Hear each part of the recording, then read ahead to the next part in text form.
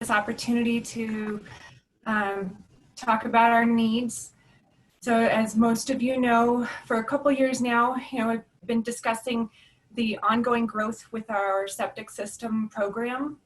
It's only one piece of environmental health work that we do for public health, and it's a large one.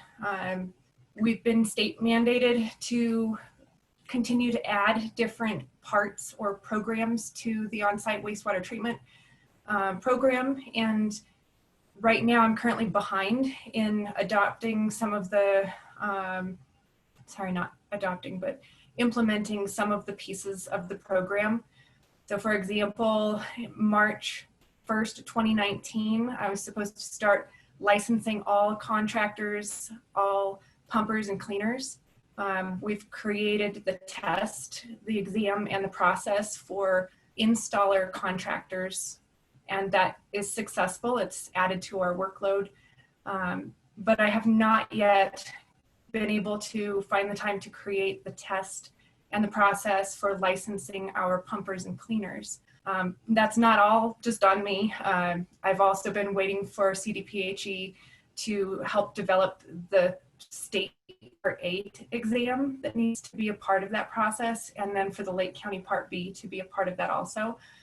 So I am still waiting for the state to have some of their guidance and process pushed through, but at the same time, we're not yet getting that done, and it was supposed to be on the table for implementation here in July or August, and current capacity, I'm not capable of creating that or getting that implemented on time. It would probably likely happen in fall after this building season. I sent an email yesterday with some charts and graphs that hopefully you've all seen that kind of show how the applications submitted through environmental health have doubled. Which between 2018 and 2019, the workload had doubled. Let's see. 2018, I had received 51 applications, and then 2019, 104 applications, and so far in 2020, we're up to 65 applications as of today. So that, I got 4 overnight. The applications I anticipate to continue to increase. Some applications take longer to process than others, like a plan review for a new build on average can take 4 hours. If it's complicated and if there's engineering issues that I have to go back and forth with the engineer and then the contractors, sometimes those plan reviews take much longer, and it gets frustrating for all of the contractors, the homeowners, everyone involved, and it can also delay other applications from being processed.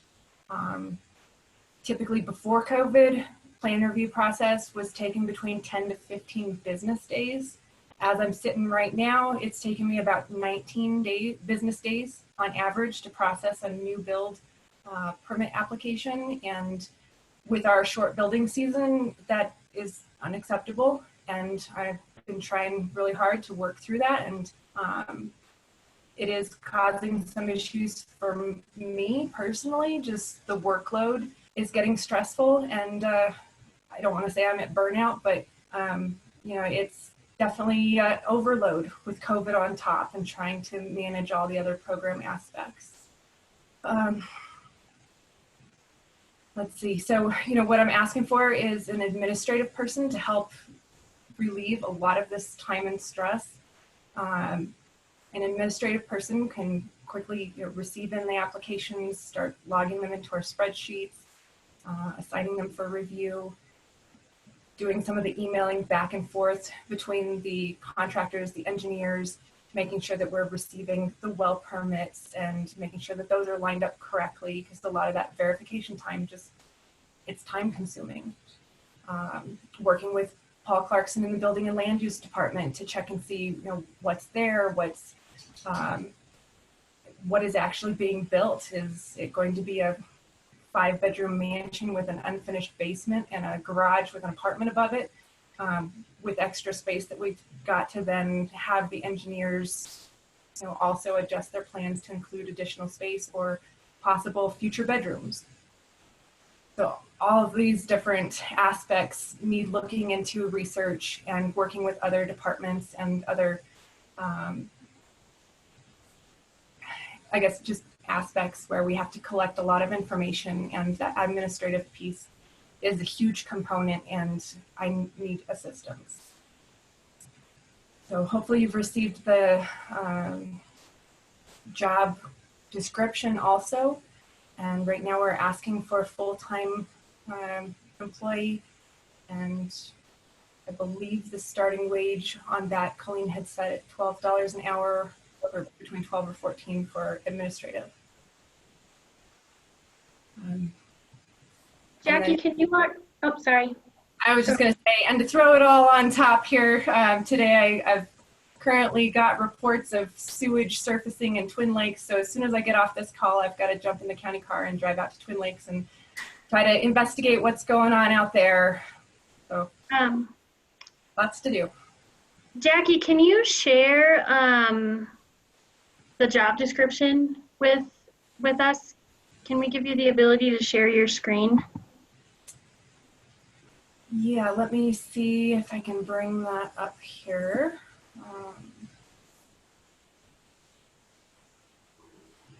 So Jackie, I also just want to say that you are completely supported as far as I'm concerned. And I know, I think independently, Kayla and I had both been inquiring with emergency management and public health and human services, because, we could easily see this coming with the long-term event. So I am glad that the request has come, and I think that it will be it'll be a benefit to delegate some of that work, and it'll improve our services to the community. So I appreciate the work you put into to the request. Thank you, and I appreciate that. Can you see this on the screen? Yeah. Okay, there we go. And it looks like this one is still the not quite fully edited, because it says part-time environmental health here, and then down here it says full-time. So I do need to edit this one. We are requesting a full-time position. And another reason why we're also looking at full-time is because another aspect of our program that needs to really be considered by Lake County. Of course, I can't make the decision, you can't make the decision. It has to be a stakeholder process that will take over a year of rewriting our next regulation through 2021 to 2022, and having all stakeholders from the community and engineers and contractors input to vote, hopefully in favor of a oversight and maintenance program to allow for higher level treatment systems in Lake County. What that will specifically do is allow for small parcels that are less than like a half acre or even a quarter acre out in Panarch, or geologically challenged parcels. We've got some out at the trout clubs. There's a couple properties that are little islands, and they have septic system issues where they cannot accommodate a full-size septic system. So they need other options in order to continue living in their homes.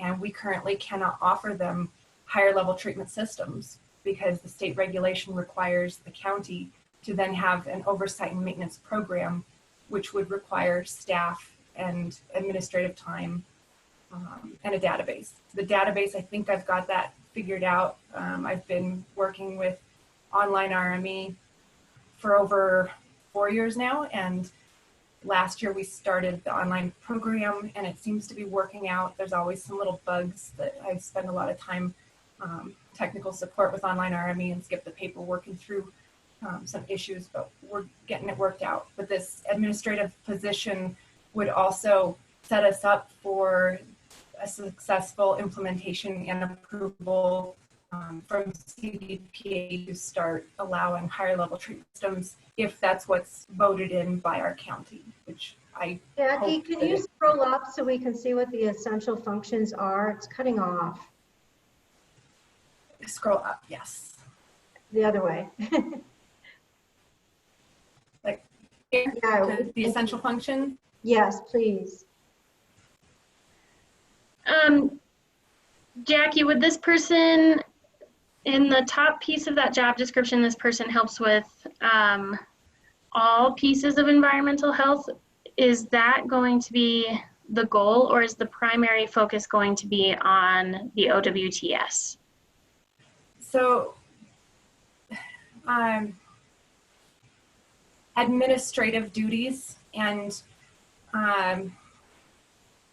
focus would be on OWTS for, I believe, part of it. And then the other part would really need to be kind of allowed to function for all environmental health, because we do have a very large need for processing all of our payments. You know, in November, we start receiving retail food license payments that come through. You know, summertime onset of septic system seasons. We also have special events, and so there's a lot of paperwork that goes involved, or that is involved in special events. So I believe that this environmental position for administrative work would be essentially an all-around administrative position that can support any environmental health program. But yes, there would be a large focus on septic systems. I have a question. Yes. Can the special events and the OWTS responsibilities get shifted to Paul's department, and if need be, hire a person part-time or full-time to handle those components? And then the payments that you just mentioned go to the treasurer to take the burden off of you? Would that be something to consider? I think that we need to try to keep it here in-house, just due to the licensing and the way our current payment processing systems are set up. As we're processing the payments, there's a lot of verification in there again, where like Rebecca Bear, she's my environmental health specialist, retail food program manager. So as she's receiving those payments, she has to log into the state's payment processing system. She has to log the payments in there and then verify that the license is active, along with communicating back and forth with the facility or the establishments and making sure that everything's correct there. So I think it's more than simply saying that we're processing a payment, because Julie Gonzalez in our office also has a role in receiving those payments then from us after we process them. We turn them over to Julie Gonzalez, she processes them, and then she works with the treasurer. So there's two parts to that, and Julie kind of handles the part where it goes to the treasurer's office, and I think that that will probably remain similar. It's just... I'm just looking to streamline, and if we keep Julie in the second step, that's fine. But Paul, can you speak to how you guys receive payments for building permits or special events permits? It just seems like we've got too many folks doing similar things that could be more streamlined. What's your thoughts? And what payment system do you use? Well, so Lori, I think it's just payments are made based on the department, right? So like when you pay for your license plates, the clerk and recorder's office receipts that payment and then takes it to the treasurer. So I don't think that necessarily is a point of contention or... Okay, so taking that component out just on the special events and the OTW or OWTS pieces, Paul, would that be something that could fall under your department to take the burden off of Jackie?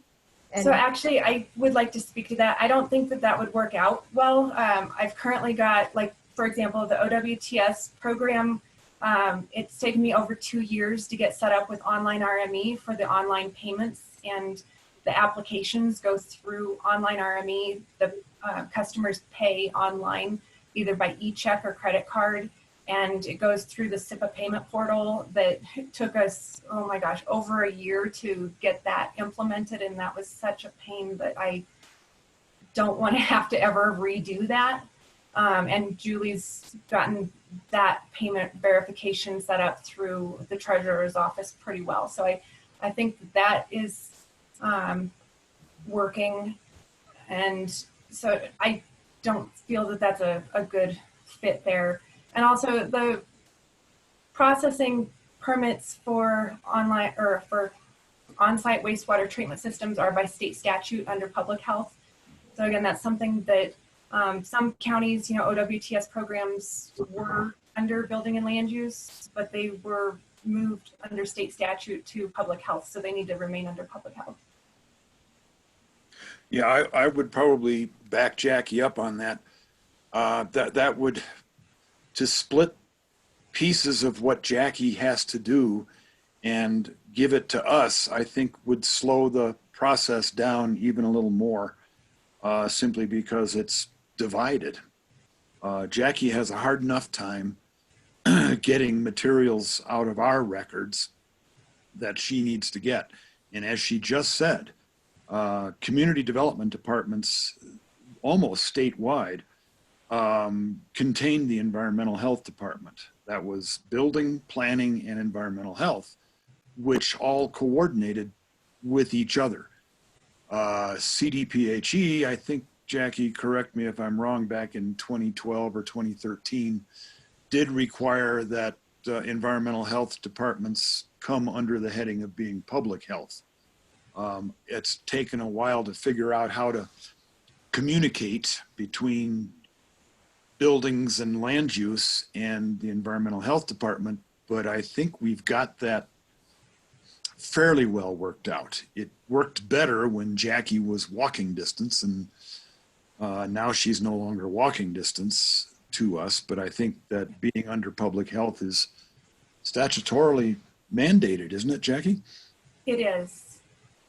And, honestly, I feel rightfully so. One of the big issues is, we're trying to make sure that there is that oversight of how on-site wastewater treatment systems are being installed, to make sure that they're being installed correctly by licensed installers, that the engineers are out on site, not engineering from a desk in Denver, and never been to the site to see that it's on a 20% slope or something, which we've run across those problems. And we've had to work through those hurdles over the years. That's one of my issues this year, 2020 so far. I have not been able to make it out into the field for an actual inspection. Today, if I can jump in the car and get out to Twin Lakes to try to see this surfacing sewage issue that we've evidently got going on, that'll be my first on-site inspection of this year because we've been so bogged down with COVID work. But yes, environmental Jackie, so health. you're aware that sewage issue, I've spent the morning chasing down. It's a month. It's a what? It's a month old. So you and I should talk before you go or do anything. Thank you. Will do. So you've just seen an example of where environmental health and building and land use work very closely together. And almost daily. I think it works pretty well. And I think that CDPHE's requirement for an environmental health department to be under the heading of public health is sound and appropriate. Thank you. Another question I have, and I don't doubt that there's a lot of work, Jackie, I know, if through the winter months or when there's less demand, is there ability for this person, and I'm sorry, not having remembered what was up top there, Yeah. to help further in public health and or in land use potentially?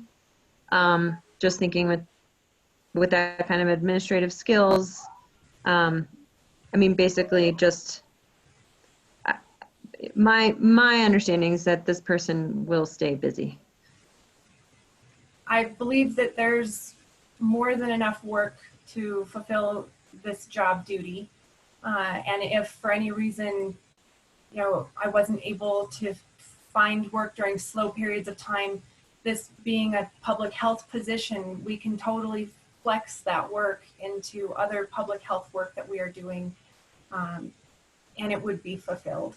I mean, my other environmental health specialist, Becca, working with the retail food program, part of her other duties are with food access and some other programs that, there's a lot of work there that floats between public health and environmental health, and yet there's administrative side duties that could certainly have a role. We also work very closely with Heidi Colley, the blood lead program, and there's often some outreach or some administrative duties that, have some side jobs. So I feel very strongly and confident that public health, environmental health, we most definitely have enough work to fulfill this position. Jackie McGill also put in the chat that he has been dealing with the same person, and Road and Bridge as well may be involved with this complaint. So you may want to check with him. Okay, will do. Before you go out there too. So Are you talking about the Twin Lakes Sounds good. sewage rising? Miguel, are you talking about Twin Lakes sewage rising?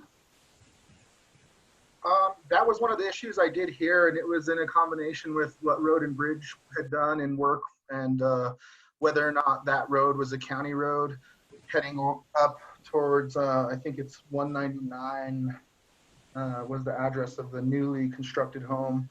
And he was having a little bit of an issue with his neighbor crossing his land, but the county, that road had been established as a county road, and that's what the determination Mike and Brad had came to when they went out there, I think about 2 weeks ago, to speak with, if it is the same gentleman, and he had called to contest his value in my department and brought up a lot of these issues about the septic potentially being on his property and surfacing sewage, the trees cut down by Road and Bridge, whether or not it's a county road, documentation of that county road, which we did help produce. It was through the maintenance agreement that was made to maintain that road before the most recent cabin was built there, or the most recent house was built there. So it's been, it's been all inclusive. It's been involving all of our departments, it sounds like, and plenty of administrative time. But I've dealt with this gentleman in the past, and so I do have a little bit of insight on, on dealing with him, I think, over the years through property valuation protests. I'm not aware of a specific person. I think I know where the issue is, but Jackie and I should talk before we pursue anything at this point. Yeah, this just came to me, the sewage spill in Twin Lakes just came to me via an email from the Sheriff's Department, Sam Reynolds, and some pictures that he forwarded to me, and then a text message with Paul, so. Yeah, and the sheriff had also been in contact with my office as well, so I did forget to include them, but it sounds like it's including lots of resources, lots of people involved. But if you would like to catch up with me, feel free to give me a call, or we could schedule a time to meet before you head out there. Sounds good.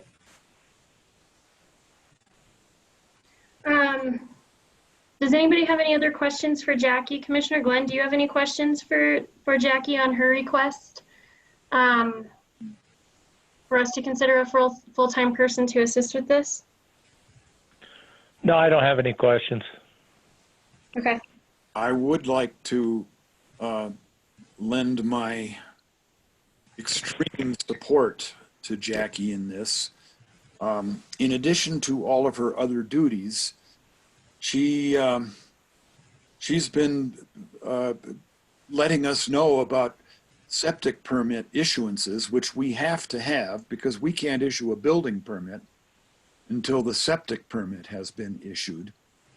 And the last couple of weeks, we've been getting Jackie's reviews and approvals at midnight and at 1 o'clock in the morning. And I mean, just look at her. Doesn't she look exhausted?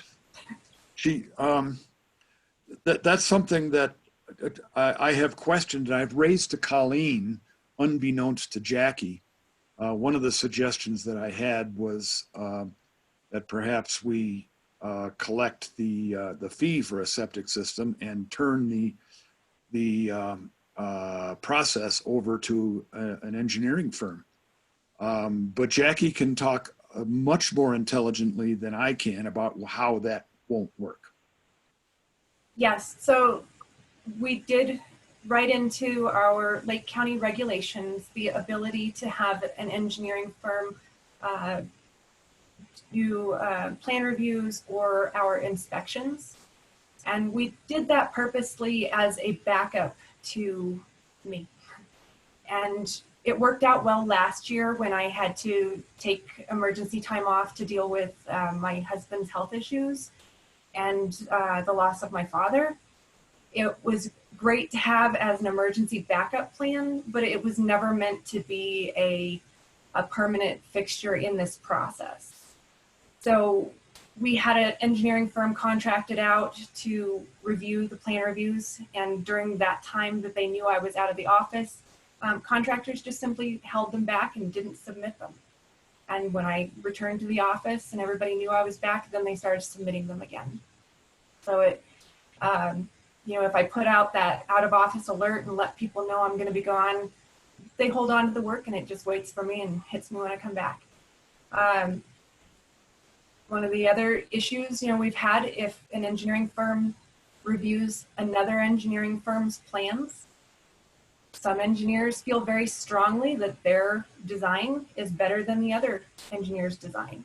But at the state level, the state kind of leaves it ambiguous that engineers are professionals in their own manner and they can design to their own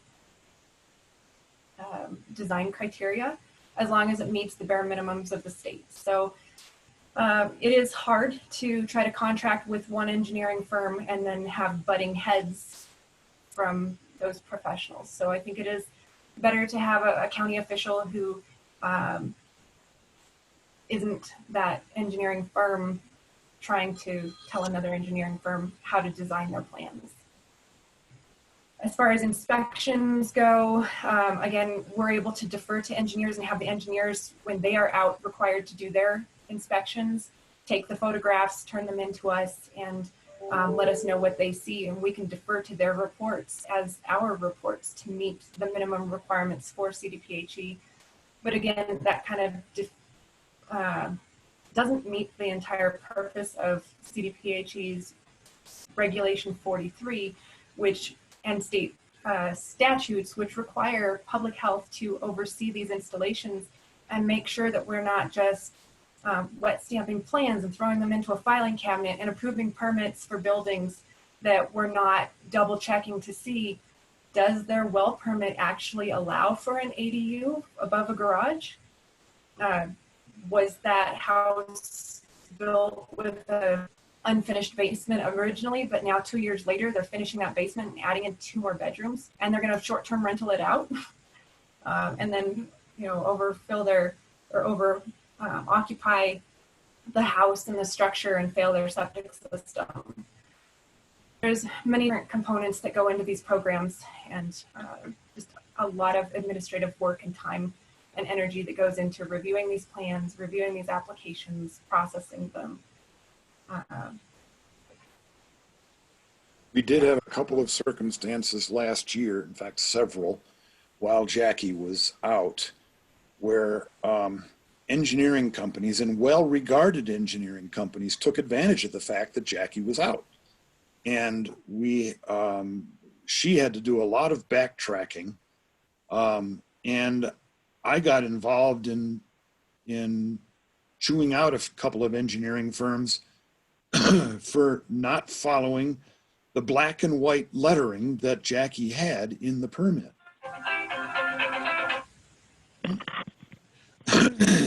So I think that there are inherent difficulties in contracting this OWTS review and permitting out to another engineering firm, as Jackie has indicated. Correct. And we do need to have that oversight as a county so that we understand what's going on there, so that we can communicate back and forth between environmental health, building and land use, or the assessor's office, so that we can find those structures or those cabins out in the backwoods that aren't having all their permits pulled and aren't reporting their taxes to the county. And so yes, we definitely need to keep it in-house so that we all understand what's going on, because it is very quick to lose that kind of oversight control and not know what is actually happening then if the engineers and the contractors are doing all that work and just submitting paperwork that gets a stamp and thrown in a filing cabinet. Jackie, since this would be, in essence, a newly created position, I would like to see the job description that you shared updated to carve out the components that you see this new person going to be handling, and then present it to the board so that they can make the decision on the position itself. Okay, so more so than, let me see, do I need to pull that back up? I think, Jackie, what Lori's talking about maybe is just connecting with her to fine tune that job description a little bit. That way, when we get to a point where we're ready to advertise for this, then you'll be able to advertise for and select a candidate based on those qualifications that you determine to be the most important at this point. Okay. So Lori, is that something that I can set up a meeting time with you then to discuss so I can make sure that I'm not missing something? Yes, that's fine. Jackie, I'd be happy to sit in on that with you as well, if you'd like me to, and we can bounce ideas between myself, and Lori. Absolutely. Okay. So let's get that set up, and then I know we had made a decision to make those rehiring or addition of positions something for approval by the board. So can we put this on our next meeting then, Sarah and Mark? Yes. Yeah, let's do that. Yeah, that's fine. Okay. Commissioner Glenn or Commissioner Mudge, do you have any questions for Jackie before she hops off, or before we finish with this topic and move into our childcare discussion? No. Can I ask, because we do regulate schools and childcares and have a major role in them, especially right now with COVID, is it something that I can stay on and hear what's going on with childcare? Because yeah, I haven't heard of any issues with our childcare. No, you definitely are welcome to stay.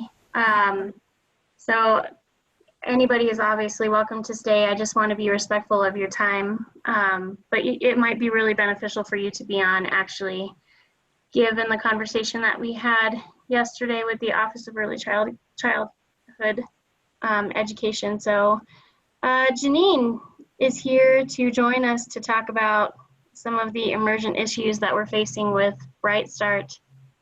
I'll just give a quick download. Bright Start has 30 days to find a place to move into, or they'll have to permanently close.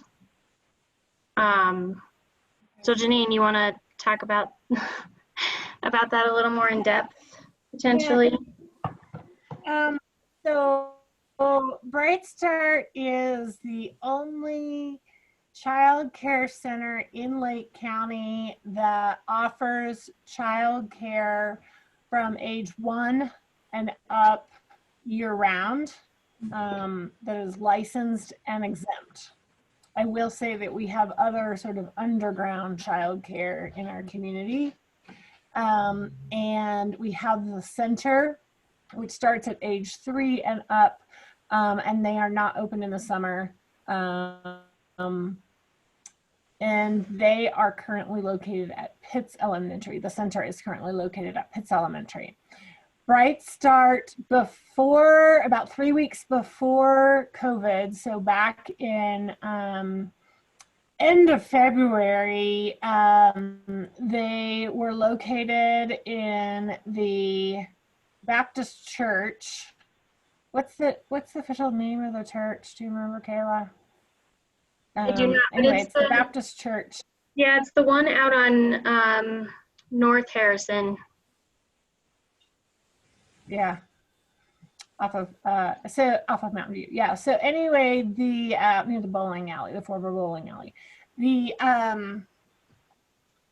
pipes started bursting, the sewage pipes started bursting, and so they had to close down. And the church worked on fixing the plumbing, and Bright Start was able to move to Pitts Elementary for, I want to say 10 days or so. They were over there in 2 of the classrooms. Might have been a little longer. I think it was a little bit longer than that. I think it was a couple months. Well, I think it was because we had approved them for like 3 months to be active there in our plans. Yeah, they were able to go back to the church just before COVID. So they went back to the church like a few days before, the day or so before COVID hit, and we're about to open up, and then ended up closing down for COVID. And they have been closed during all of this time. They are still closed. They did a partial payment and furlough for teachers, paid a couple of folks to keep them on. So families have just been sort of finding their own childcare in this time. I think a couple of folks offered it in their home. It was very informal. And then the conversations with the church continued because the church was really not finished in the basement from all of this plumbing issue. There was they got a bid for $36,000 to finish the basement. The church was not interested in having that work done or paying for that work to be done because they don't use the basement. And they told Bright Start they would need to pay for that if they wanted to have it done and use the basement. Bright Start didn't have the funding to do that, nor did they figure that they could get grants for it unless they had a long-term lease. They tried to get a long-term lease with the church, and the church was hesitant to do that. In all of that process, they ended up getting a letter from the church that said they just needed to be completely out by like July 17th. It's my understanding since then, the sewage has also backed up again in the basement at the church. So that location is not viable for them. They have lots of parameters and very specific requirements for the facility and the outdoor space for where they could.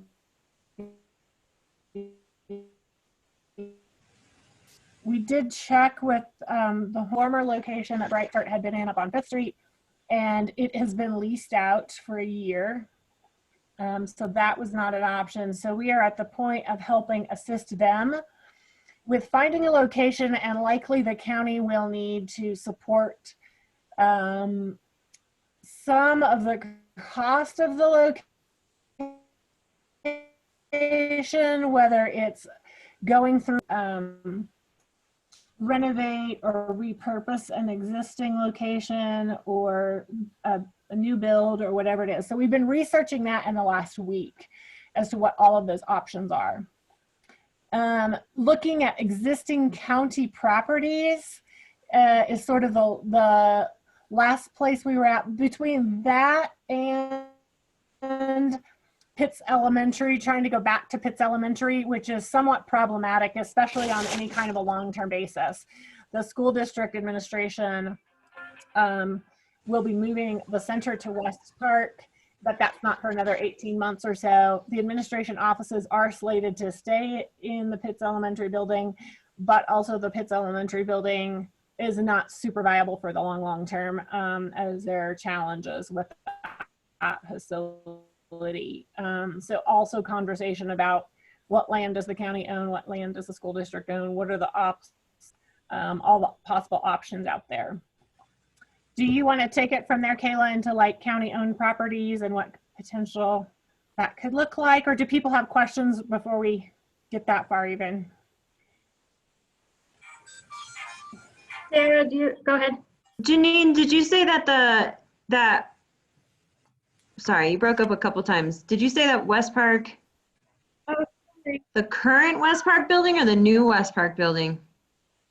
New. Was So gonna the new facility at West Park will be pre-K to second grade. So all of the programming that happens currently at Pitts will move over into that building when they open, but that's not going to happen this school year. And and so we had inquired with the school district about potentially putting us into a classroom at Pitts, but it sounds like teachers are going to be coming back into the building this third week of July, and so it wouldn't be worth it for Bright Start to go there for like 4 days, because then the teachers at Pitts will need to have that space available so they can be ready to open if they are opening. And so then we talked about what other county facilities do we have, and I don't know that we have very many options. I know they're talking about all their child levels, right? So even toddlers where there would need diaper changing facilities, restroom facilities, correct? Yeah. So there are some pretty specific requirements that they would need to work with us directly on the facility and trying to make sure that any facility will have all those different pieces required. And then Janine's licensing person, I can't remember the name of the childcare licensing. I want to say it's Katie. Yeah, Katie Flashnar is the licensing person. Some of the basics they need roughly 35 square foot per child. They need a kitchen. They need 2 sinks in each classroom. They need a bathroom for the students and a bathroom for the staff. They need outdoor play space that's a certain square footage with certain padding on the bottom of it, and on certain equipment for the age ranges that they have. That's just a very basic, it's definitely more involved than that too. Right, and we've got a plan review packet that we supply to them, and they have to fill it out, and we have to inspect the facility and make sure that it can accommodate their needs. Right. Then the facility will also have to go through an inspection with the fire marshal. Is that correct, Jackie? Yes. So the fire marshal will also have to team. Yeah, in the past we've tried to tag team the inspections together so that when public health, environmental health goes out, we're going out with either Steve Boyle with the fire department and Katie, the licensing person, so that we can all kind of be there on site and make sure that we're all on the same page as to what we're approving. Especially if it's something like this where it's kind of on the fly and it might be temporary or, yeah.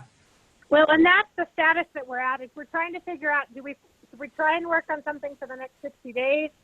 But we can really only work on that if we also have a longer term plan in place. If it's 60 days with something else in the works, that's different than 60 days, because she really only has one more emergency waiver she can use with the state for 60 days, 60 to 90 days. And after that, they're out of emergency waiver. So they really need to be in a location that's suitable for the long term.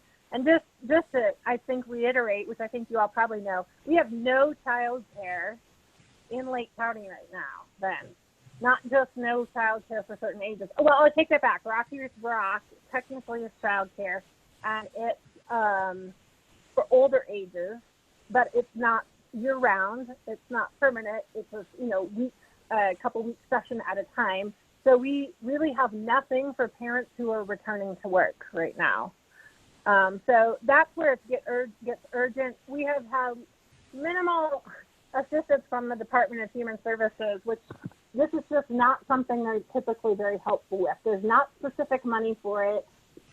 They really kind of treat it like you're on your own, and it's up to that facility to figure out, or that operation to figure out. And we just believe that we need to work together as a community to figure this out. So that's where we're at. And I think, it gets tricky because I think there's this general misunderstanding that there's a huge bulk or pot of money for early childhood education, and there's really not. I think there's this general misconception that like the school district pays for the programming at the center, which is not accurate. The center programming is done through a braided funding model with tuition spots, Head Start funding, and Colorado preschool program funding. But preschool is not a requirement in the state of Colorado, and neither is kindergarten. So there's not a requirement for those programs to be offered in any community. So the chances of us finding funding to supplement those programs is difficult. And then when we throw into the mix the need for capital improvements for that program to operate, it even gets worse. Then it's like, well, that's something that you have to figure out statutorily because we just license you once you find a place. At least that's the response that we had done. Does that sounds pretty close to what we had talked about, right, Janine? Yes. Yeah.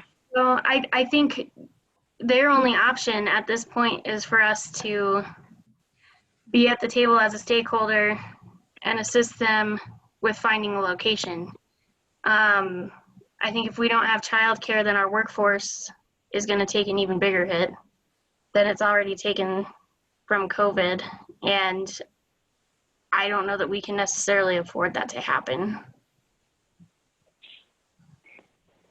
So current county locations, we toyed with the idea of the annex space and then Human Services reducing our footprint and either, sharing that space or seeing if it will work for them.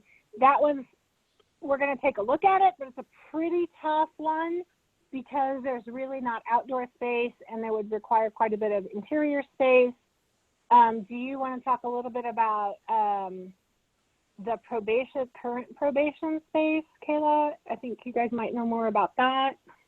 Sarah, you had made a mention this morning that about the current probation space. Do you want to talk about that a little bit or talk about your idea? Well, I wanted to just throw out there because we did approve those improvements on that space, and without having gone through and exhausting another full list, of course, now's the time. Of course, it's throwing a wrench into probation, but if that space is might be the only kind of turnkey ready space for childcare, we can certainly revisit the conversation of where else we might be able to put probation, but that's. Where's the current space for probation? It's in the building on Harrison Avenue on the corner across from the library. Okay, so where across the street north, yeah, Vertex. Okay, I'm familiar with that space when it used to be that school. Yeah. The name of the school. I think they used to, yep. And it. Yes, Greater Heights, there we go. Greater Heights, yep. So that was a kind of a more ready space that came to mind, and maybe the improvements that we might invest also would be beneficial for a childcare facility, and it wouldn't be a waste. But I certainly wanted to try to exhaust that location before we move ahead or try to create efficiency in the conversation. Space would probably be a good one considering the location adjacent to the library and Ice Palace Park and the open space to the ball fields. That would be a good space. Yeah. Was there more? Oh, sorry. Go ahead, Sarah. No, I was just going to ask if there were more locations on the list. We are looking at everything from like new build, like some kind of a modular, to if they could possibly use 2 classroom in pits on a very short-term basis. That's still not a long-term solution. We talked about potentially, what if the school district could use the annex for admin offices, and then Bright Start use pits for their space. And none of those are any certainty. It was all just ideas, with each one of them coming with challenges and complications. Kayla and I talked about this morning, potentially probation could have the annex office, or, the portion of the annex office that they would need. That might not be terribly unsuitable, with needing too much retro for them. If that then freed up that location they're in for Bright Start, and then we can reduce our footprint and just see the minimum of what we need. That's sort of the latest. What about the basement of the clinic below public health? Yep. Janine and I had talked about that as well this morning, if we could potentially put probation into that space and put Bright Start into the space on Harrison. I think that might be an okay thing, or if public health isn't comfortable with that, could we potentially talk about putting some of human services space under public health and probation into the annex? Why wouldn't public health be comfortable with probation? I don't know. I'm just saying we could shuffle as needed. I think the thing we have to also to keep in mind, probation also has quite a few requirements, I think, too. I know there's a lot of security issues, individual meeting space, and they have a lot of state requirements about what their space is supposed to look like. So that also needs to be considered in that, in terms of like what's the best. The Leadville Clinic space would not work for Bright Start. It does not have outdoor play space, and isn't big enough for their current operation, just to sort of answer that piece. I noticed there's a couple of what doesn't have enough space, Janine? The Leadville Clinic basement. Oh, doesn't have enough space for childcare. Right, that basement would not be suitable for the childcare. Okay. Right. Okay. Senior center. Good. I wonder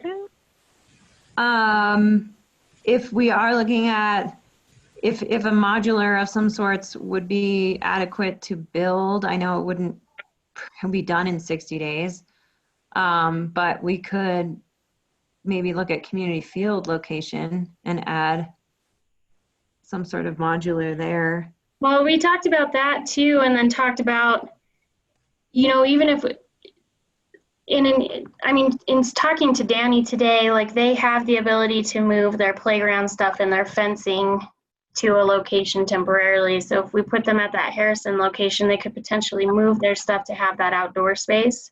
Mm-hmm. And then talking to Jeff Fiedler, who has been on this group call as the school board representative,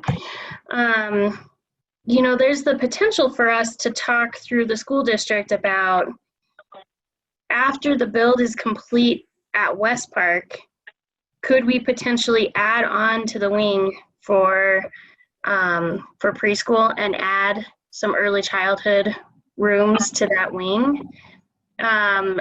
In talking to him, it sounded like when they did the design of the building, they left it open for that opportunity for growth through an addition for early childhood education and adding additional classrooms onto the pre-K wing. And so that's something we could do, but we have to wait for the build to be done. Essentially. And that would require funding too. Yeah. Right. Yeah, and I think ideally that would be nice, right, to have them at the wing, but I think it's like a extra $7 million although there's some cost savings or there's contingencies that they have that could, in theory, if not consumed, go towards that, which is like over 4 million. So all said He was and done, saying they we can't have do to it right budget. now. What's that? Yeah, he said they can't do it right now. It would have to be future because the funding they have right now can only be used for. Or they need more funding Yeah. right now. Yeah.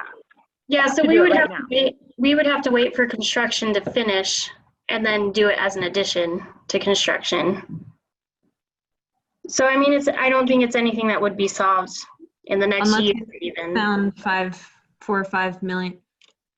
I wonder if we can ask, well, I wonder if we can, have a creative conversation with Climax even and say, okay, can we consolidate any community contributions to addressing this need right now? And So it sounds like they have a small monetary donation from Climax to assist them with relocation in the ballpark of $10,000 to assist with yeah, short term. yeah, But I mean, Yeah, long term, great. I don't think long term it would be out of the question for us to have that conversation with them either. Paul, I'm sorry, you've had your hand up for a really long time. Yeah, I was getting tired. This has pretty extensive economic impacts. Mm-hmm. Has anybody just thought to talk to the EDC to see what kind of ideas or thinking they may have, or financial help? I don't know that they have the capacity right now with Marla not being fully on, like her official start date isn't until July. And so I think given that we only have the 30 days, I think it's good to include them, and she'll probably have some ideas, but in terms of like this immediate need, I think, Is I anybody don't know. Yeah. Freight?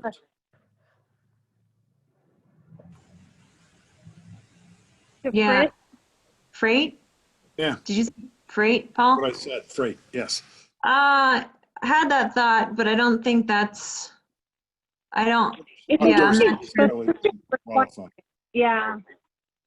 So Jackie, I'm intrigued with your thought that the space that probation is in now that used to be Greater Heights School is pretty functional. Is there anything that you can think of or remember that is a challenge in that space to convert it to childcare? I haven't seen it since it was Greater Heights. That was the last time I inspected it was when it was at a school.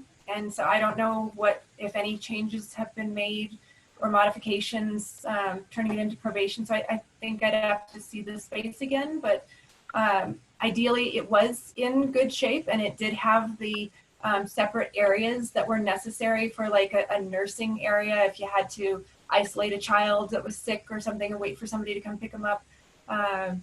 They had a little kitchen for food prep area that was separate from the rest of the areas. They had bathrooms. So it was a good space, and it did have a little bit of an outdoor play yard in the back. And again, the location is close to the library and Ice Palace Park and ball fields. And so it's ideally, it has some potential there.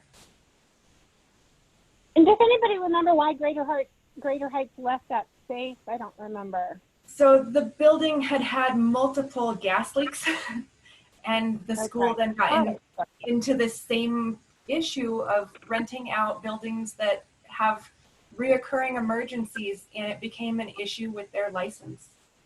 And you can't be in a facility that's going to have reoccurring issues. Now, I don't know if probation's had those same issues. No.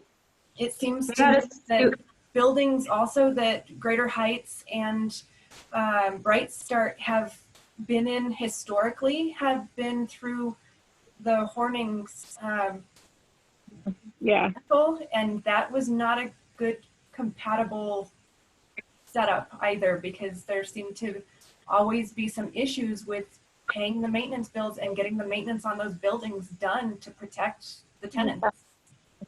Okay. Janine, I know you can't see, but I was texting in the chat that to consider the senior center has a kitchen, has the bathrooms, has a space. So I don't know if that's an option for you or not. But then what's proposed with the seniors?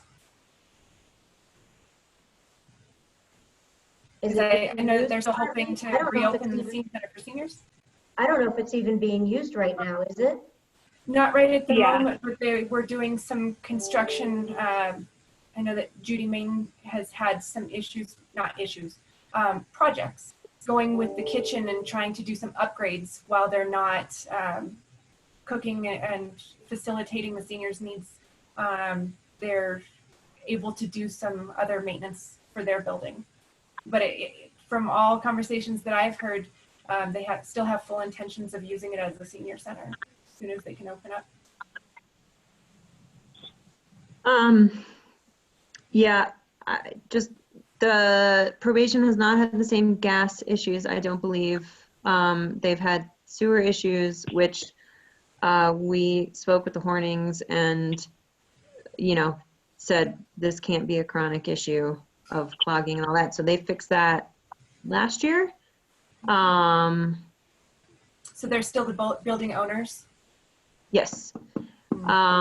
That building, and they had inquired before we signed the lease with them a number of years ago if the county wanted to purchase that property, which also includes the 2 apartments on that property, which might be a housing issue solution for recruitment or staff.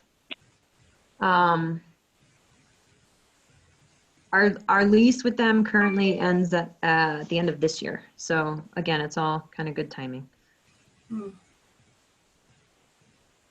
Do you think that we could have a conversation with probation in the next 5 days to say, hey, we have to make some adjustments?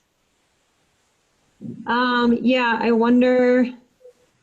We have a list of what they need, because I could also take a look at that and see if it fits the annex description. What probation needs?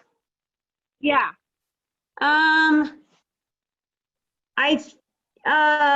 Yes, I have that somewhere, I think, and or I can get that pretty easily from Wendy or Boyd. Okay. I don't, to be honest, I mean, if I'm thinking about the space is the sheriff's office, I mean, that's kind of pretty comparable to that half of the annex, is it not, Janine? Do you think? And I don't. Space-wise, I don't know. Space-wise, I wouldn't. I don't know. Yeah, I'm not sure. Yeah, I'm just not sure if that would meet their needs, to be honest. Do you think the space underneath public health would be more amenable to meeting their needs then? I would think so. Yeah. Yeah. So we can talk to them and take a tour of the space under public health. And then for security purposes, we would probably need to double check and make sure that public health being above with the vital statistics and some of the other secured and issues where we have to have certain security measures, we might just need to double check and make sure that those are compatible. I can't speak for Colleen since she's not here, but I do want to bring that point up just because she's not here, so that we can at least try to identify that or have it on our radar that Colleen needs to double check that and make sure that we're not missing something security wise. Okay. Is there? Go ahead, Janine. Well, I just wondered what the entrance looks like over there. Is there a separate entrance for the basement? Sorry. It is on the 6th Street side, isn't it? That lower entrance. I believe there's the lower entrance. Yeah, I think there might be two. Yeah, there One is. of them right on the street and one of them's across the right of way or the land a little bit. That's in that drive that goes to the hospital on the west side of the building. Yeah. Okay. So parking and access due to the hospital construction might be something to think about also for probation. If they start, I don't know how many employees they have, but parking is very limited in that back downstairs parking lot for that space. And our public health side is currently not as used due to COVID and Build-A-Generation not being there. But when public health agency is full staffed and when Build-A-Generation, when we're all parked in there, there's very limited room for our clinic days parking. And so then if probation was wanting to use our side of the parking lot, there might be parking issues. Just to throw that out there too. Thanks, Jackie. Sarah and Commissioner Glenn and Janine, do you think that we can arrange to get some of this worked out with public health and probation and human services and potentially get Bright Start into that space? I think out of all of the spaces that we've talked about and gone through, that's really the most feasible place. Janine, what It does sound like you need to work out whether you're leasing or working to buy it. You know, I mean, if maintenance and that relationship has been the main problem in the past. Now, it might be different if the county is the one leasing it on behalf of Bright Start. Maybe you'll get a better response. It sounds like they've responded according to what Sarah has said. But I wouldn't want them to struggle with trying to get that and then be back in an unsafe space. So it may be looking at whether that's a purchase long-term or a trade or something, some kind. Yeah. Just looking across the map. What's happening? Well, no. I was going to say with the... There's some vacant storefronts, but I don't know that that's viable either. Turning something into a daycare is hard. Like, it's easier to find something that's compatible with a daycare and move out whatever is there. Yeah. Yeah. What? Okay. Yeah, I am happy to have that conversation with Boyd and Wendy. I'll try to give them a call after this call and then call if they Gary. come over to the annex and look around at any of that, just let me know. Yeah, they could come over. It's locked right now, but let me know. I'll let them know to meet them at the back door. Okay. Yeah, we should at least walk through it and know that whether that could work or not. I think too, Sarah, maybe in the long term, it might be beneficial for us to think about a modular build, kind of similar to the link that Chris had put in the chat, next to the new West Park building, potentially. I mean, and you were getting the cost on the road and bridge one, right? To do something similar?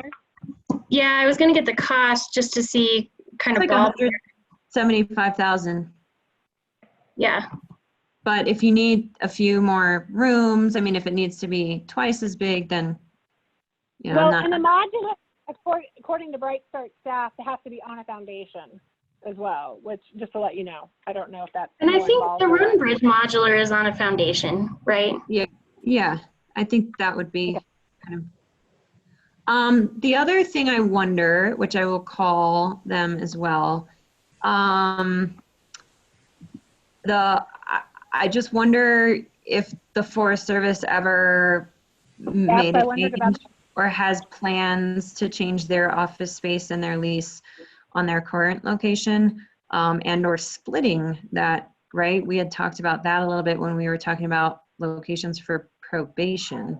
So I will make that I can make that phone call as well to the district ranger. Okay.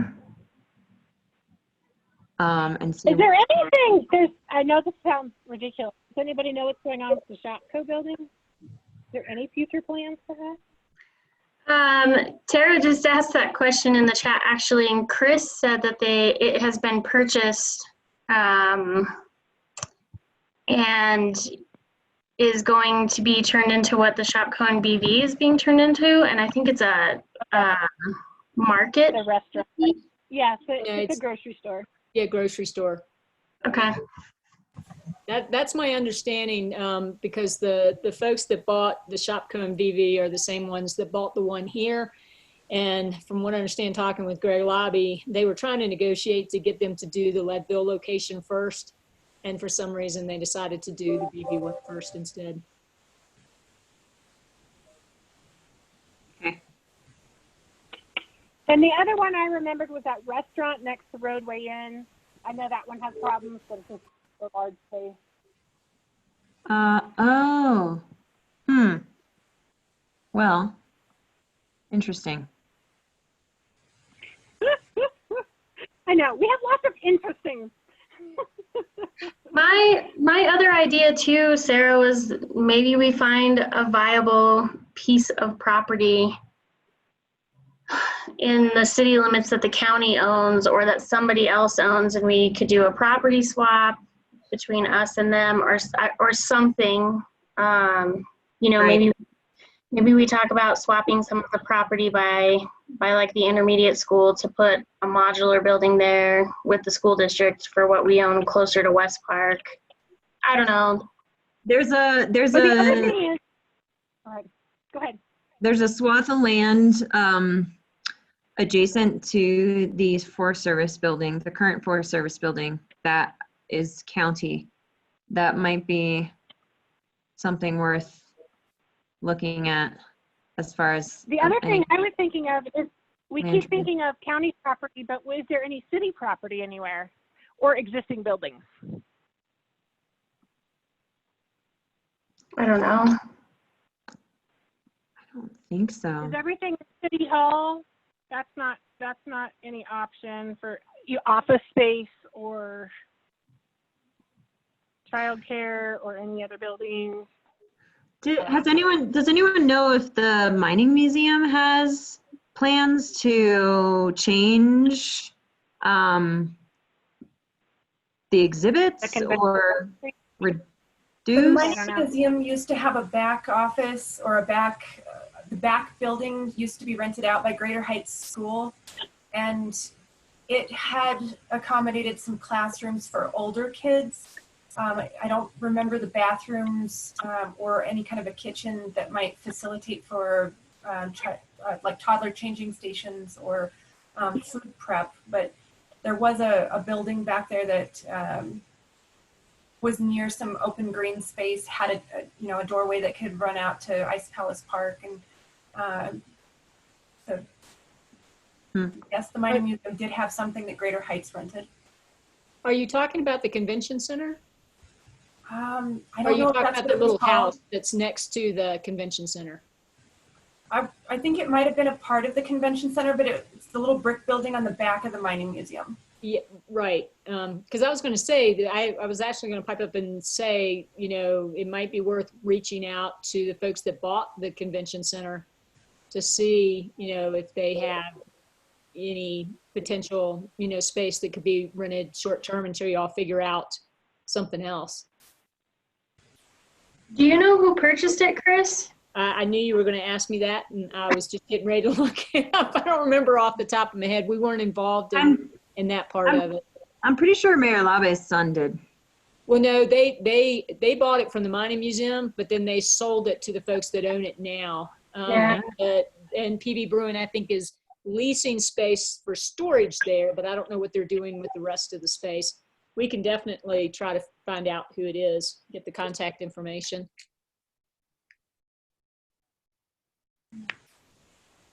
Is there outdoor play space there though? What would that look like? It has to be adjacent. You could go to Ice Palace. don't know if Yeah, that well, would and I was count. going to say the back door that's off of the back parking lot, if you will. I think there's some space next to it, but I think it's been primarily used for parking. You might need to do some work to Yeah. turn it into play area. But I don't think it's too far-fetched for us to do that, because I think we'd have to do the same with the probation space. But it sounds like from Danny's email that they do have some money available to retrofit some things somewhat semi-permanently, or Yeah, or to move what they have. yeah, They have some structures they'll have to move. yeah. Can somebody reach out? Who can reach out to figure out feasibility of that? Convention? Yeah. I'll look up, find out who owns the convention center now to at least we'll figure that out with the contact information. And who knows, they might be already working on something else, but if it's just sitting there, that might be a good opportunity for a temporary space, because there's a lot of How is the heating in there, though? I know that was wasn't the boiler or something an issue before? I think Yeah, that there there's some were more issues. issues. Yeah. Yeah, but from what I last heard, my understanding was they put a new roof on and they did a new boiler heating system there, the new buyers. Okay. So, but What that's all stuff we can figure out. If you want to send me that, I'll work on it. This is Janine. What about a very temporary space up at CMC?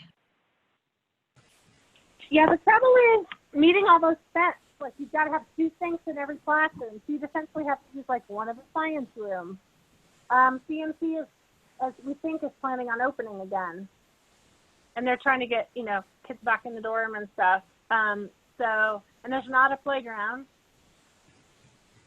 Because I had asked Danny about that yesterday, and I had asked Danny about HMI as well, what their plan was for fall, students returning in the fall. And he said that they are planning on having students return in the fall and that they are fully out of space. So that there wouldn't be any way for them to accommodate out there either. Outward bound? I don't know. I didn't think about outward bound, but I wasn't sure. I think transportation might end up being an issue out there. Yeah. I think that's a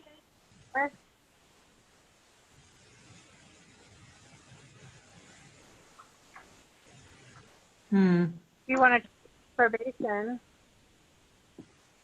I will call probation and I will call the Forest Service on those 2 locations. I can get some of the information on that modular build. I wonder how swiftly we could do something like that if that was our option. Modular build? Yeah. I would imagine we could potentially do it rather quickly. I don't think the construction at Road and Bridge was that long. That would be I think plumbing and electrical would be the The other thing we have to find out is if DOLA would fund any part of it, and if that matters, whether it's a county-owned facility or if it's leased or purchased or needed, there may be portions of it that they would give more money for if it was structured a certain way. Yeah, if there isn't any grant money out there, I think that would be a long-term solution for us. If we did decide to go that route, I wonder if it would be most economic for them to assume the lease of the probation space and put probation into the annex or underneath the hospital, and then go that route of doing a potential modular build for something permanent into the future. So, I mean, if we think about it, location has been key for the operations of Bright Start to actually get to a point where they can be sustainable. Like, so now we have the funding from Human Services to help with some of the staffing needs, and they've been able to overcome those staffing needs. And when we were talking to Monica yesterday, she reiterated to us that staffing is not a problem for her at this point. She is fully staffed. She has staff that is actively pursuing education in early childhood. They're group qualified through Colorado Shines, which is the licensing program. And so that's not an issue at all. The issue is the space. And so I think now that we've been able to overcome that piece of staffing and having qualified staffing on board,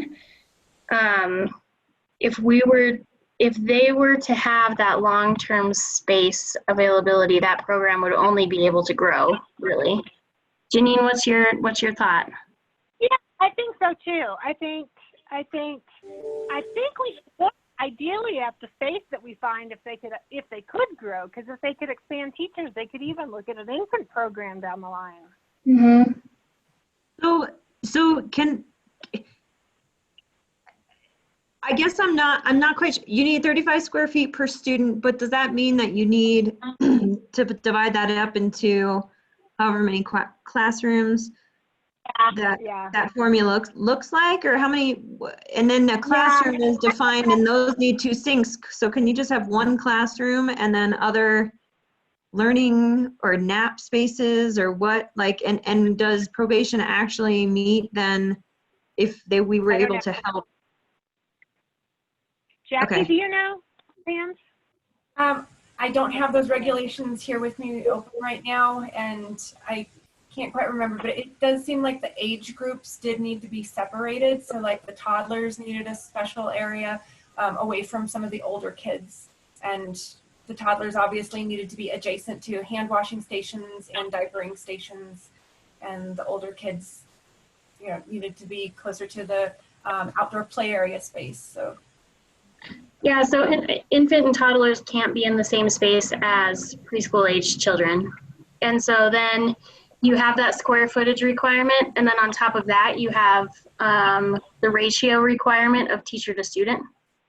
Right. So with the current staffing, is the infant toddler, am I right, was it 30 kids? Or 20? Do you know? I don't think that they're offering an infant toddler program, right? Well, I guess they are. They start at age 1. It's a ratio. She told us what it was the other day. I want to say it's 1 teacher to 5 in the infant, or the 1 to 2.5-year-olds, and it's 1 to 8. Older than that, maybe. I don't. They had 3 classrooms in the other church, and they had enough teachers, but she was having to step in and teach a lot. And they would be looking for doing at least that. Anywhere they go would be the 3 classrooms. And because they couldn't use the basement at the church, they were going to be using a sanctuary on a temporary basis, but only until that basement got fixed. So they had 3 classrooms, essentially.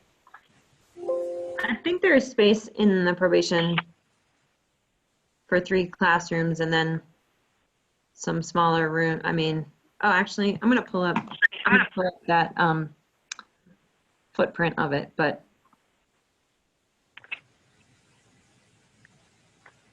I mean, I could find out quickly if that would work.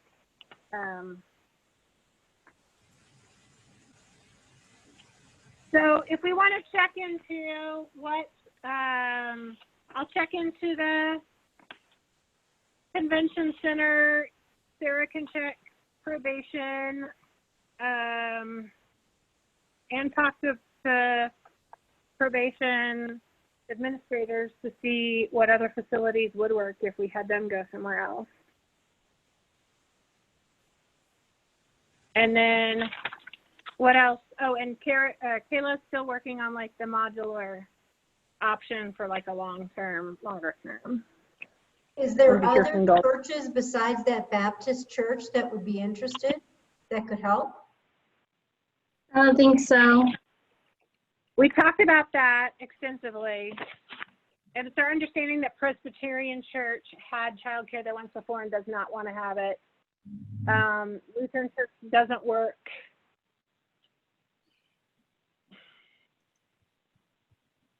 Yeah, we talked about it as a group, where they've been and what's an option. This is the footprint of the current probation space. I don't see a kitchen. There is this, here, this is like a kitchen area. Yeah, like a kitchenette kind of thing. Oh, they have a stove in there, don't they? These are all offices. I can't say that I remember if they have a stove. This is a kitchen. So let's see. 11 by 11.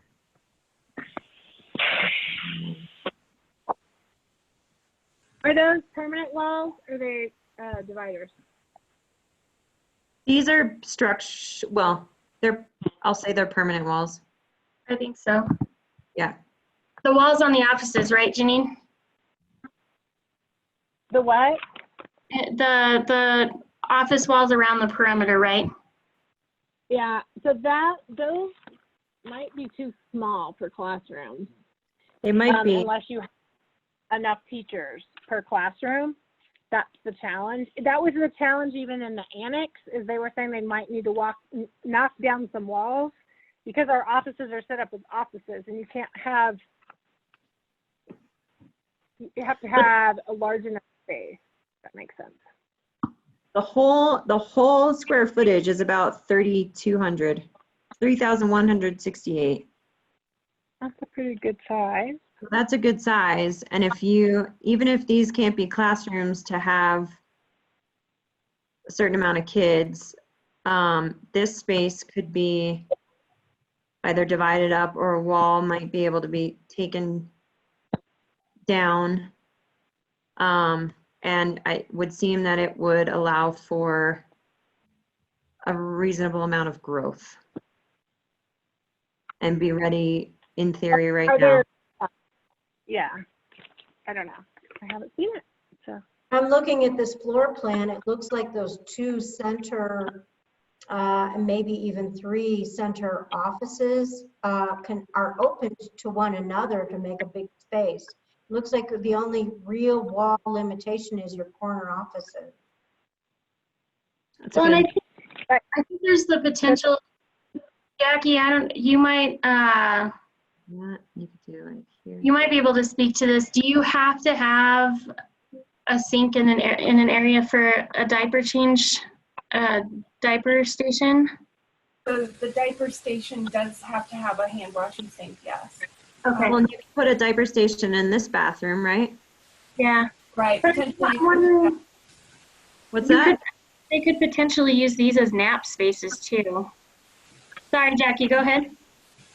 I was just saying that yes, that I think that yes, these back bathroom areas could be considered close enough to the toddler area if the toddler area was in this big open space and not being used as like the older kids' classroom type areas. And from what I remember, like Lori had kind of mentioned those top office rooms, and especially the two that have like the double doors that swing open. If I remember correctly, Greater Heights was able to use those as a classroom and open up those double doors and have those two rooms as adjoining as one classroom. And the school regulations were able to finagle that and allow that. So depending on the age group, that might be something that's still a possibility. So I'm trying to get Monica to join us real quick.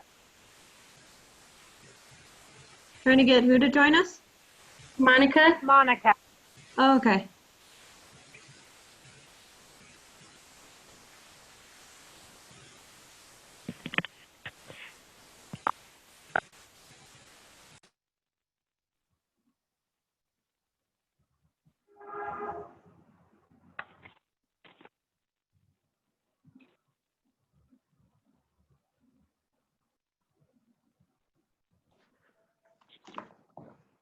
Yeah, I don't have a sense from probation. I don't know if they might be good with the human services offices, and we would probably be looking at the public assistance side instead of because I don't know that they would need all of child welfare, but I would feel bad putting them out of the space that they've worked so hard to get into since they were also flooded out, but they might like the annex, I don't know. And then we would just look at where we can be doing EBT cards to the public, and child welfare will need some office space and some family meeting space. I was kind of wondering about City Hall for a place to do EBT cards. Where the PD is, where those old bank teller windows are. Oh, yeah. Sure. Ask them. I know.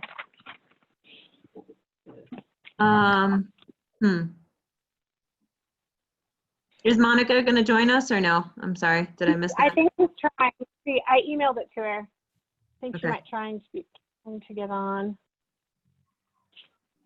Because she could quickly tell us by looking at this. I know. I wonder if somebody can call Rachel, and I could call Rachel at Pocrant and ask about CMC, because when the Forest Service was looking for office space, she said they might be able to make that space, but I don't, I would presume that that would be a temporary solution, which may be necessary with all the change. I need to drop off now, but thank you all very much for letting me listen in on this, and please keep us in the loop on the transitions of what happens with Bright Starts, because we definitely need to be involved in the location change. Yeah, thanks, Jack. Thank you all, and thank you all for your consideration and support with staffing needs. I greatly appreciate it. It's needed. Thank you. Thank you. Jackie.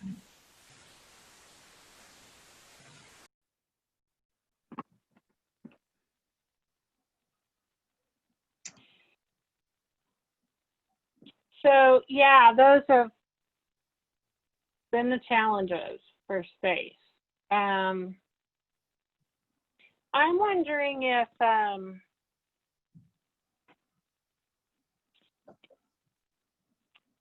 you all have any thoughts right off the bat, if like own versus purchase is optimal for you all, whatever location we look at. I guess a new build on county property would sort of solve that. I am intrigued with the idea of swapping some land for existing space, including the housing. I think that's huge. With the school district, right? Or anybody. Thinking about the probation space. Probation building, because it has 2 houses on it. It has it has 2 apartments on it. Okay. Or the duplex. It's a duplex. That would ring true to me too, because that seems to be every time I'm recruiting, that's the issue, is getting some temporary housing for folks to come up here to accept the jobs. If we can have those apartments available until they can find something and just give them, you've got 30 days in this space, I think that would be a great sell to get some quality candidates up here.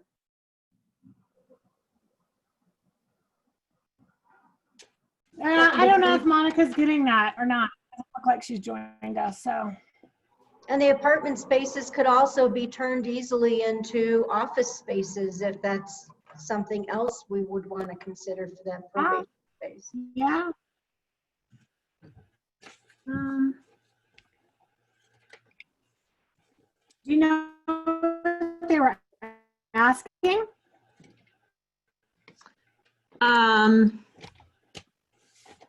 I have no idea. I will not even pretend to remember. Yeah. I was just pulling out the valuation.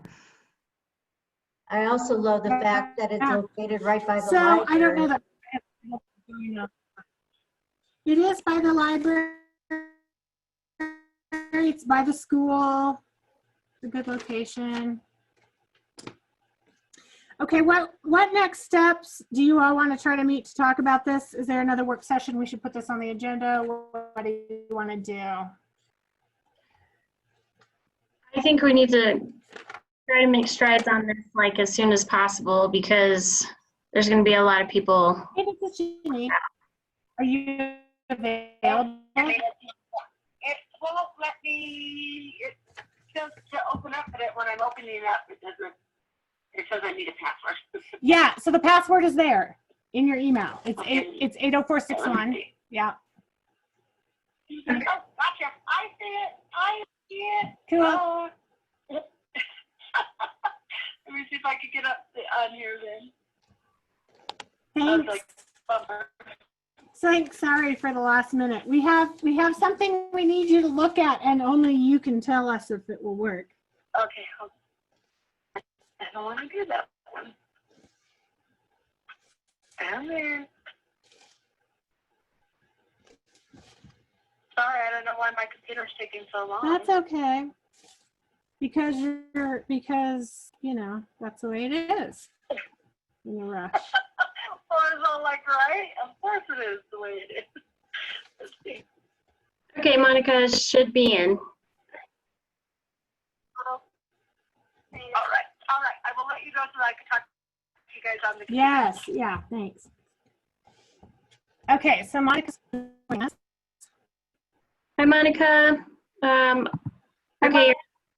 Hi. Hi, guys. Sarah, do you want to show Monica? Monica's the director. Sorry. You all know. Yeah. So the space we're now talking about is the former Head Start space. I mean, a Greater Heights space that probation is now in. Yes. Are we familiar moving? with that? And I am familiar with it, and it would be perfect. It has the outside.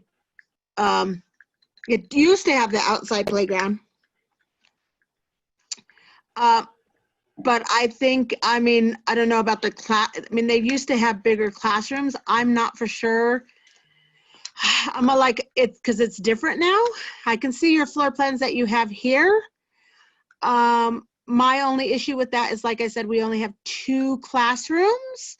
We need 2 classrooms because just like Head Start, we wouldn't be able to have that many teachers for each children. Just like the center, it's hard to hire these people. They don't, they're. So you need 2 big spaces, right? Yeah, unless we put a teacher in each classroom, but technically I still need a lead teacher for each classroom. And right now I only have 3 lead teachers. So that would mean their schedules would have to be different, and they'd have to do 5/8 instead of the 4/10s, which they love right now. Monica, you can't put all of the kiddos together in that big communal space. Not have toddlers and preschoolers together. Okay. I would imagine that we'd have to add temporary walls in this big space somewhere to accommodate for the different age groups. I wouldn't imagine that this as it sits would work completely. No. But I think it's probably the closest thing that will. Yes, because it has a kitchen. Yeah. Even if we could work it out where to see about the certain classrooms, if there are walls we could take down would be easier than to put the walls up. And Monica, Jackie Littlepage, before she left, said that the Bright Start, I think, had these doors open between classrooms, and that sufficed as. Unfortunately, it doesn't suffice for the state. Okay. For public health, it does, but for the state, it does not because they were stopped. Because Greater Heights had older children. Okay. Littler children. So do you think you would need to put up temporary? What kind of space would you need to divide this large space into? I would have to do best guess. There would be 2 spaces because I would have to it has to be 35 square feet per child, and outside has to be 75 square feet per child. So I think the outside area, if I remember correctly, was fine. as long as we did the 2 different age groups at different times, because technically, I think they needed it because they had bigger children, they needed more square footage. Because it's our licensing. So our licensing, we're licensed up to 7-year-olds. So it has to do with our license and how many square footage we have. So for the inside, I'm trying to think if it would be, I think it would be, I mean, it would be, the middle area would be perfect for the bigger kids. Unfortunately, for my littler kids, I don't know if I would be able to do both. Because like I said, it's 35 square feet and I'm licensed for 43 kids. So I have to go not according to the children that are enrolled, but according to what I'm licensed for. And what, so let me know if this question makes sense then. In the there are 2 age groups that you have to have space for. How many square feet per age group? So these ones, because we're up to 7, it's the same square footage for inside. It's different for outside, but for inside, it is 35 square feet for each child. So do you split 43 down the middle and say you need? I don't think I could do that because technically my toddlers are less than my preschoolers. My preschoolers, I have 20 kids. My toddlers, I'm only allowed 10 because I have 2 teachers, and it's 5 to 1 teacher. So it has a lot to do with my ratios also. Where the preschool kids, I can do 1 to 10. I prefer to do 1 to 8, but I can do 1 to 10 and be okay. So the preschool kids, you need 350 square feet. You have 10. I need 30. Yeah, exactly. 10 kids and 35 square feet, and then the bigger kids will be 33 kids times. Is that right? Yeah, 33 times. So 1155, 1,000. I think it's So 10. For outside, it's 1,500 square feet that I know I need for the outside area. Okay, all together. For the outside area, 1,500 square feet. Okay. You're not going to want to divide that between each one because it's just my largest group is what we're going to be looking at. Yeah. And can you use the West Park playground? No, I don't think so. But there used to be a playground right behind this when it was Greater Heights. I'm not for sure if it's still there. I'm not sure if it's still there either in this space. It's like kind of in between. It was kind of like in between the building where probation is in and the duplex. It was like in the hole behind both of them. Yeah, and you could exit from the kitchen area that they had. Yeah. Right there was a door to be able to go outside to it, and it was fenced in. I haven't been on the outside part since it became probation area. So I have no idea. The only reason I've been on the inside was to give Katie papers. So I'm like, pretty much I know Katie's office and that's it now. But before, when it was Greater Heights, of course, they had the security doors. They had, actually one of the classrooms, I think, the 2 that you were saying about the opening doors, they were nice size, but I don't think they would fit my preschoolers. I mean, like they would if I had enough teachers, but like I was saying, Kayla, just like the center, the teachers is not as easy as it sounds. Yeah. Especially when we don't have the funds to pay for them. Adjustments to the space. I'm sorry, Janine, Right? You're kind of breaking up, so I can't quite understand. Some adjustments to the space? I could if I didn't have the kids that I had. I mean, I could if we broke down a wall somewhere in there, we might be able to fit the kids, the toddlers in that area, and then put the bigger kids in the center area. These 2 rooms here are just over 300 square feet. So if you add another 50. Yeah, this is Chris. I was just going to mention, I don't think the walls for those offices on that north side are weight bearing. So I think you could pretty easily take those down. I'm sorry, say that again. I apologize. That's all right, Monica. This is Chris Floyd. I was just saying that the classroom / office space on the north side of the building, I don't think the separating walls are weight bearing. So I think you could take those down and create one long, larger space. Oh, gotcha. And we might be able to do that then, because that would be perfect, especially if they're not wall bearing. The problem is, who do we pay to get that? I mean, is that DOLA dollars? Who is that? Because it's still a lot of construction that, no offense, but my teachers aren't going to know how to do whatsoever. And I love the people on the board, but I don't think they're going to be able to help either with that. I mean, I love Danny with all my heart, and he's book smart, but not necessarily construction smart. So, And I might be able to have my brother help volunteer, but I mean, he works almost 7 days a week. It all depends on the week, but usually it's 6 to 7 days a week. It would have to probably be done in the evening if he could even get to it. what do you think, Sarah? And what we're looking at, Monica, is just, does the space meet the requirements? And then we would need to go into the next steps of, is this a lease? So right now the county is set to lease the space anyway. Right. Would be involved in modification? Is there DOLA money available? Would this be a purchase long-term, that kind of thing? So the first question we needed was. So the first answer is was already licensed for the school age. I think that Katie Fightmaster and Rebecca Bear would probably look at it and say, yes, but these are the modifications.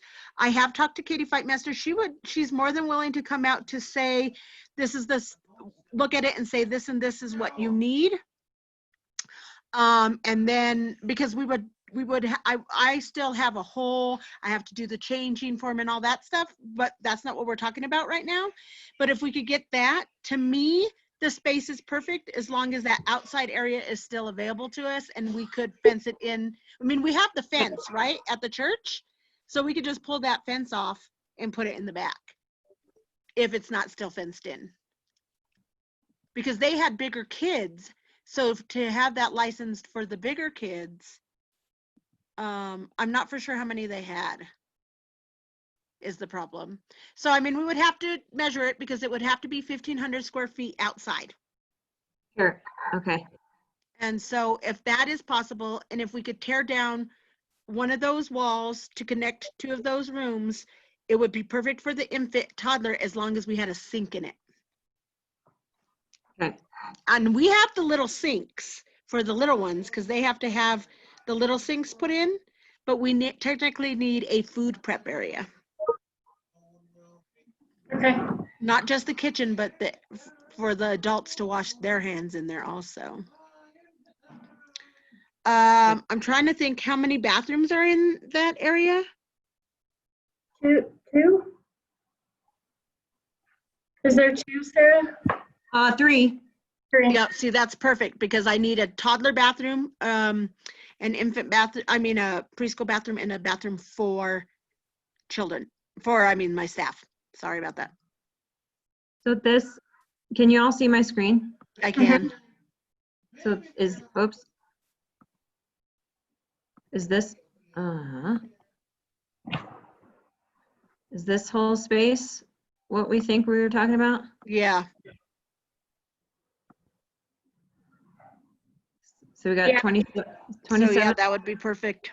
I mean, minus this part of the house, but this part alone was, I think, like 1,300 square feet. Yeah, no, This I think, lower- and if I'm not mistaken, that part of the house is the part where the kitchen is.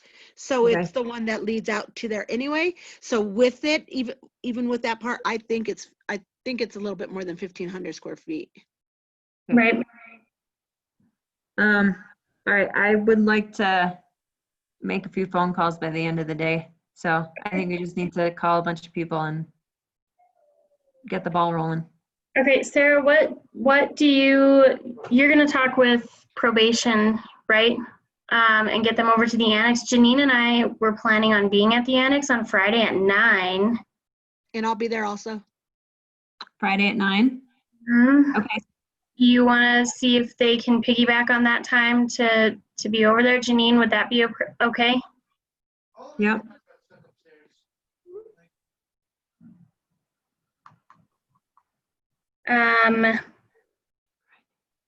That will work.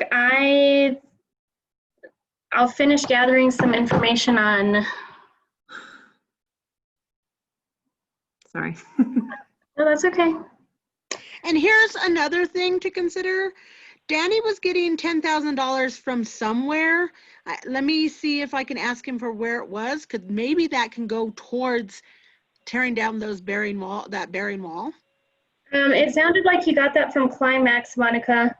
Yeah, and since we're not going to give it to the church, I mean, technically it's still our money, right? So we can use it for the space that we need it in. Okay.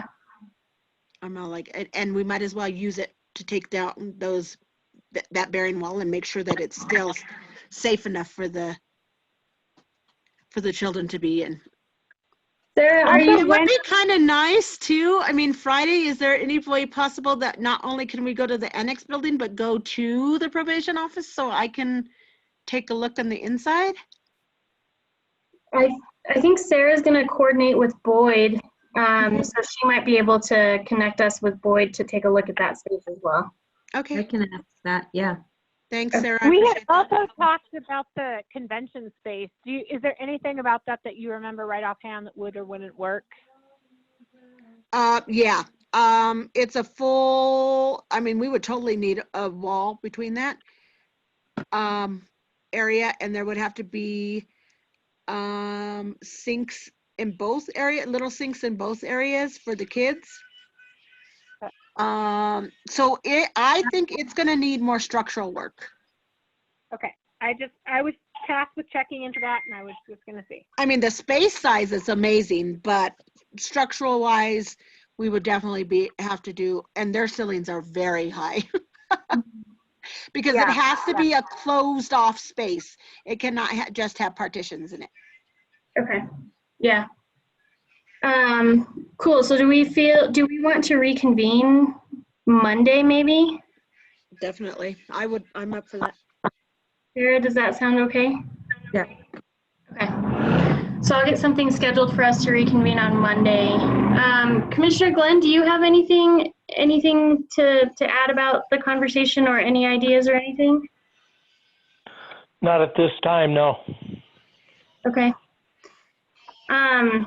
So I feel like we are in a pretty good spot with some deliverables and visits that'll happen on Friday, and then we can reconvene on Monday. I'll schedule a work session for us for Monday, if that's okay for everybody. At 1 o'clock work on Monday. What time? I'm sorry. 1? Would 1 work? Yeah, 1's fine. Yeah, 1's fine. Health. Hold on. Do we have a Board of Health meeting on Monday at 1? Or no. Wait. Sorry, that's the wrong week. Okay. Yes, I have a 2:30 though that I'll have to jump off for. I think we can try to condense it down to an hour and a half so that you can jump off. So I'll get that put on our schedule and on our planner. Commissioner Glenn, does 1 o'clock on Monday work for you to reconvene with the work session? Yeah, that's fine. Okay. Awesome. Well, thanks everybody. I appreciate it. Right. Thanks for being available. Yes, of course. All right. Awesome. Thanks. We'll talk to you all next week. And I'll see you ladies on Friday. Thanks. Sounds good. Bye. Bye.